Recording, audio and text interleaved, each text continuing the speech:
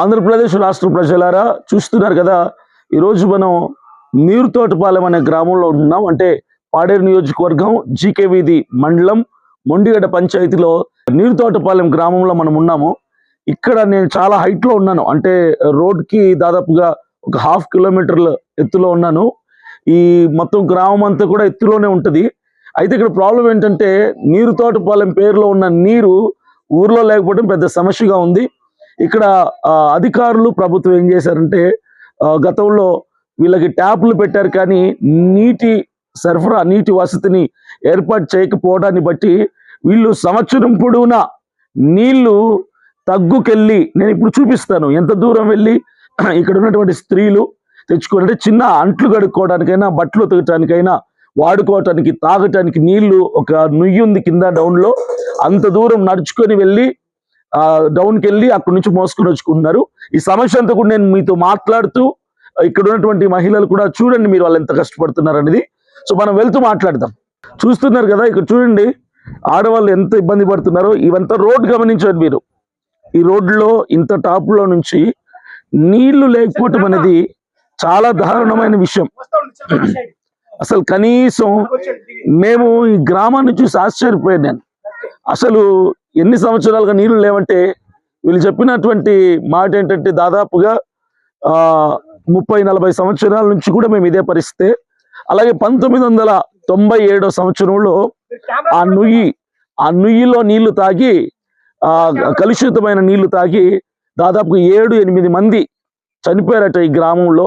మనము పంచాయతీ సెక్రటరీతో కానీ ఎంపీడీఓతో కానీ జైతో కానీ ఇంజనీర్తో వీళ్ళందరితో మాట్లాడి ఈ సమస్యని కొంచెం పెద్ద ఎత్తున తీసుకెళ్తాం. ఎందుకంటే గతంలో ఈ నీరుతోటపాలెం మీద నేను ఒక వీడియో కూడా చేయడం జరిగింది.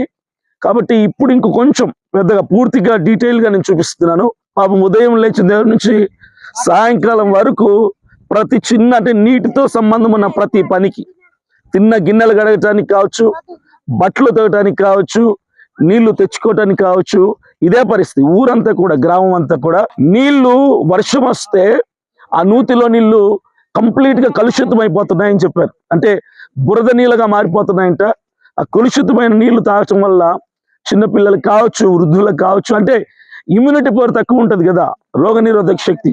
దానివల్ల వర్షం వచ్చినప్పుడు ఆ బురద నీళ్ళు తాగి ఇబ్బంది పడుతున్నారు ఇక్కడ ప్రజలు. పాడేరు నియోజకవర్గంలో ఉన్న ప్రతి పంచాయతీలో ఉన్న ప్రతి గ్రామానికి సమస్యని నేను రాష్ట్ర వ్యాప్తంగా ఉన్న ప్రజలకి చేరుస్తాను, అలాగే ప్రభుత్వం దృష్టికి చేరుస్తాను.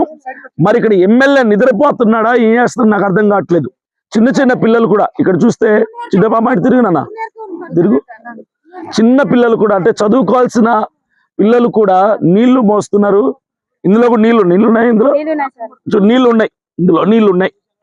ఈ పాప చూడండి, చిన్న పాప ఇటు ముందుకు చూపించు. ఈ పాప కూడా నీళ్ళు తీసుకెళ్తుంది, చిన్న పాప, పసిపాప. వీడు చూడు ఇంకా చిన్న పిల్లడు, వీడికి నీళ్ళు తీసుకెళ్తాడు, గిన్నెలు పట్టుకో. ఇది పరిస్థితి చూడండి ఎంత. ఇది రోడ్డు, ఇది ఆ పైన మీకు కనిపిస్తున్నది ఊరు. అక్కడి నుంచి జనాలు రోడ్డు మీదకి డౌన్కి వచ్చి అక్కడి నుంచి కూడా ఇక్కడ ఇది ఇంకా లోపలికి, చాలా లోపలికి. అసలు ఇక్కడ రోడ్డు ఉండదు, ఏముండదు. ఇక్కడ నీళ్లు మోస్తూ పడితే ఏంటి పరిస్థితి, ఏమైపోద్ది ఆలోచించండి. ఇలాంటి గ్రామాలు ఇంకా మన రాష్ట్రంలో ఉన్నాయంటే సిగ్గుచేటు. నిజంగా మారిన ప్రభుత్వాలకు సిగ్గుచేట్లు. అలాగే పాడేరు నియోజకవర్గంలో ఓట్లు తీసుకొని సీట్లు కొట్టి ఎమ్మెల్యేలుగా అసెంబ్లీలో కూర్చుంటున్న వాళ్ళకి సిగ్గుచేటు. నిజంగా మీలాంటి వాళ్ళకు ఓట్లేసామా అన్నటువంటి అసహనం, అసంతృప్తి ఈరోజు ప్రజలు వ్యక్తపరుస్తుంటే నిజంగా వాళ్ళు కరెక్ట్ అనిపిస్తుంది నాకు.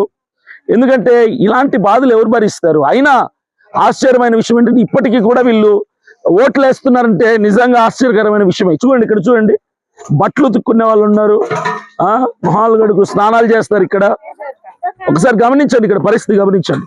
ఇది ఒక్కటే మీరు చూస్తున్నారు కదా, ఈ నుయ్యి, ఈ బావి మాత్రమే ఈ నీరుతోటపాలెం గ్రామం అంతటికి కూడా వాటర్ సోర్స్, నీటి వసతికి ఈ ఒక్కటి తప్ప గ్రామంలో ఇక మరే అవకాశం లేదు. ట్యాప్లు ఉన్నాయి కానీ నీళ్లు లేవు. నీటి కోసం గ్రామస్తులందరూ, ఆడ మగ చిన్న పెద్ద అందరూ నీళ్ళ కోసం ఇక్కడికి రావాల్సిన పరిస్థితి. చూడండి, మనం ఖచ్చితంగా వారం 10 రోజుల్లో ఈ గ్రామానికి నీరు తెప్పించబోతున్నాం. ఈ గ్రామానికి పాదయాత్ర చేయడానికి అభినయాన్ని వచ్చాడు కదా, ఇప్పుడు మీ సమస్యలు పరిష్కరించడం కూడా వచ్చాడు. అభినయాన్ని మీద మీ యొక్క అభిప్రాయం తల్లి? అభినయాన్న ఇప్పుడు అంటే ఫస్ట్ పాదయాత్ర అరకులో చేశారు కదండి, అప్పటి నుంచి మేము వీడియోస్ చూస్తున్నాం సార్.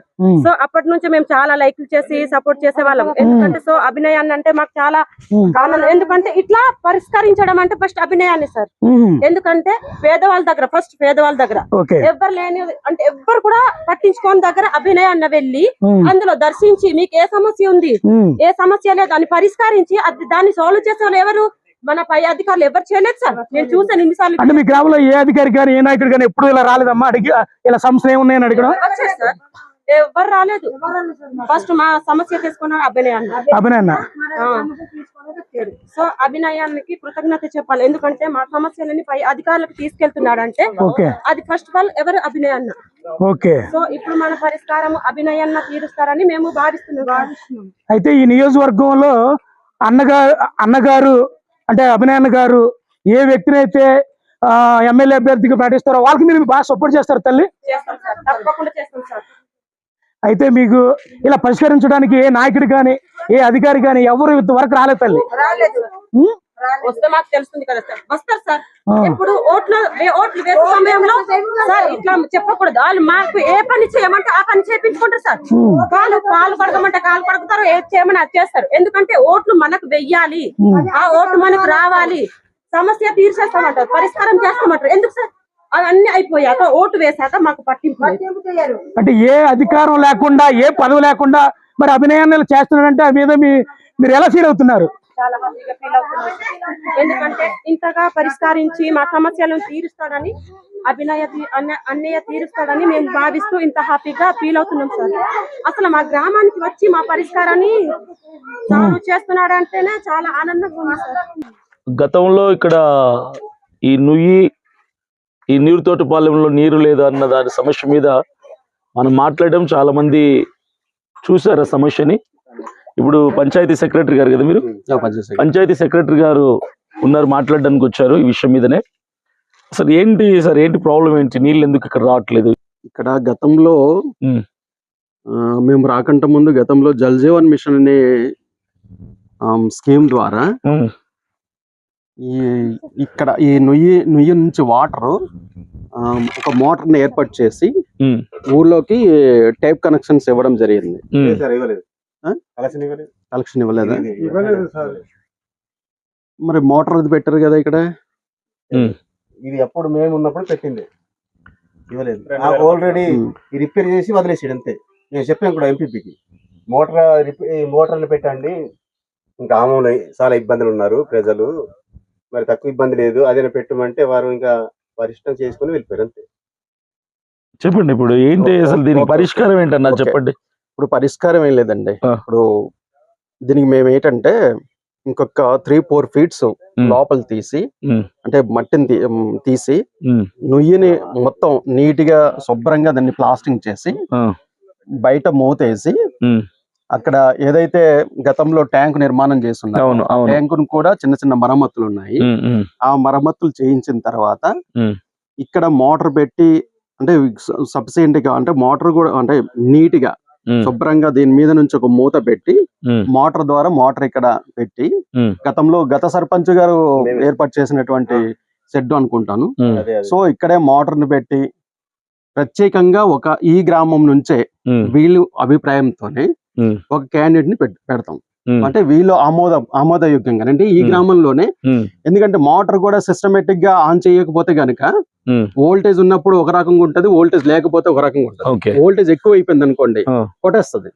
సో రోజు మార్నింగ్ ఉదయం 6 గంటలకి ఒకసారి వాటర్ సఫిషియెంట్ గా ఉందనుకోండి, మళ్ళీ మధ్యాహ్నం వీళ్ళు అంటే రైతులు కాబట్టి అనేక రకాల పనులకు వెళ్ళిపోతుంటారు.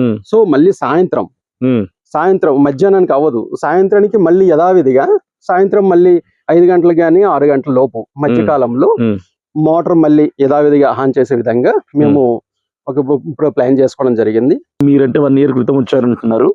మరి మీ ముందున్న అధికారులు కావచ్చు, మీ పైన అధికారులు కావచ్చు, ఇక్కడ ఈ గ్రామంలో ఈ సమస్య ఉంది, ఆడవాళ్ళు చూపిస్తున్నావా, ఆడవాళ్ళు, వృద్ధులు, చిన్నపిల్లలు, యవనస్తులందరూ బిందెలు పట్టుకొని సుమారు 1 కిలోమీటర్ ఉంది. ఇది ఊరేమో ఎత్తులో ఉంది, ఇదేమో తగ్గులో ఉంది. అవును. ఇక్కడికి వచ్చి చేసి ఇంత ఇబ్బంది పడుతుంటే వీళ్ళు హోటల్ వేస్తారు.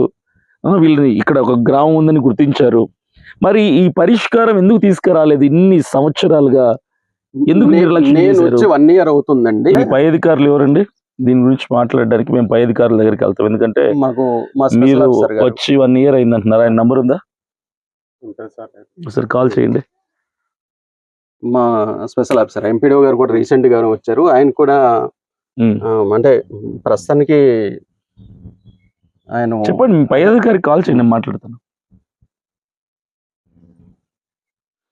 ఫోన్ ఇవ్వండి, ఎవరు ఫోన్ ఇవ్వండి, నంబర్ చెప్పండి, నేను డైల్ చేస్తాను.